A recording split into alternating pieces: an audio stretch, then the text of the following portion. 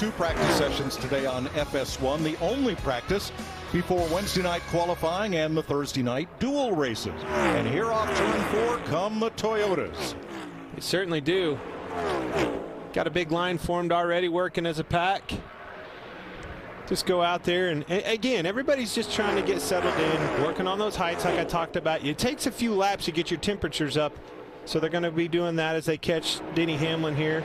Probably slow down just a pinch, let him lead. 1 by half. All halves now apart. Really looking forward. I've heard some rumors down here in practice about some guys actually being able to connect, like you see right there of the 20 and the 19 almost did that. I want to see if these cars are able to connect and then push and tandem. That's going to be a big thing at the end of this race, Mike, if they're able to do that. Absolutely.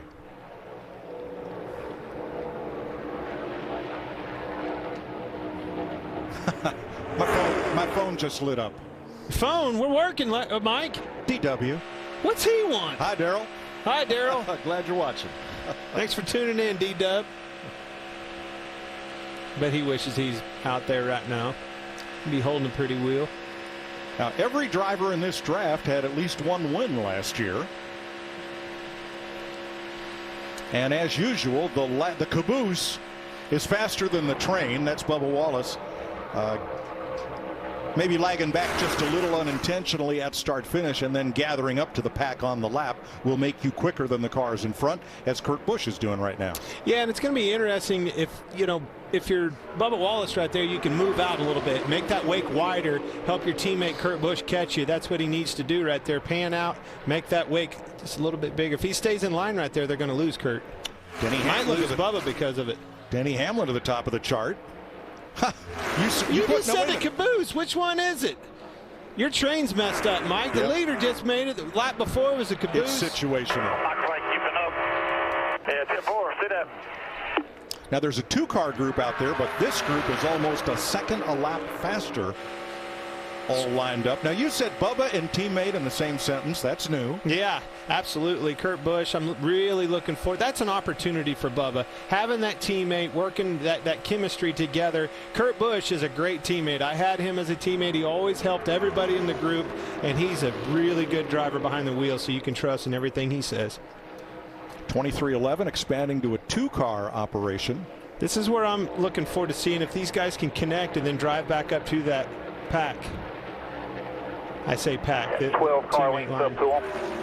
12 car lengths is not what you want to hear, Mike. Nope.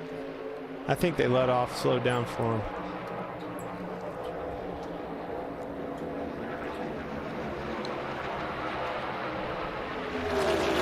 Well, that leads us to our eBay Motors team analysis. Or Team 2311 for Bubba Wallace and Kurt Busch. Bubba, of course, won at Talladega last fall. And Kurt Busch joins that team as a past series champion. Look for big things out of that team. I really do. I think they're going to pick up in a big way from where they were on the performance side last year. And I think the big reason is going to be Kurt Busch. So they had Michael Jordan's number 23 for Bubba, and you know why they picked 45. Why? Because when Michael came back to the NBA, he was 45. That was the number he wore. 2, 3, 4, 5. He was a lot better when he was 23. And or was that his baseball number? If my statistician up here if he missed that. Talking to Jason about getting the other spotters, Kurt, see if we can rotate, see if it's just a product of being in the back car or if it's something we've got. Yeah, Bubba's losing it now. I'll see what we can do to catch back up. He's talking to the front two about switching early. So it's a very good point right there that you heard. You know, obviously he's falling back. He's losing the draft, and he was wanting to know if maybe that's a product of that last car. And I was too, watching these guys. This is what we talked about leading into this show. I want to have speed in my hot rod. You do not want to be Kurt Busch in that 45 and be lagging back and losing that pack. That's not a good sign. Something else that's new this year These cars have always had 4-speed H-pattern gearboxes. No more. No more. Fifth gear. High gear is now fifth gear. It'll be interesting. I think, looking to qualifying when they get up through the gearbox that we all know is so important. A lot easier. There's no H pattern. You don't have to cross the gate, so to speak, from second gear to third gear. It's just bang, bang, bang all the way. Pull it back, pull it back, pull it back till you can't pull anymore.